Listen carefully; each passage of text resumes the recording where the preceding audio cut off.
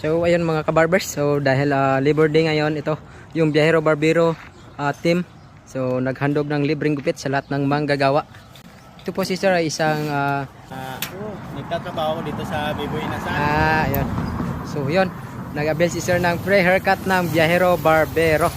Ayan. Maraming salamat sa Biyahero Barbero. Ayan. Ang galing yung maggupit. Ayan.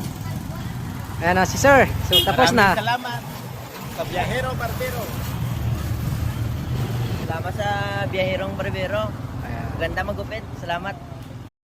So ayun mga kabarbers, so dahil Labor Day ngayon, ito yung Biyahero Barbero team.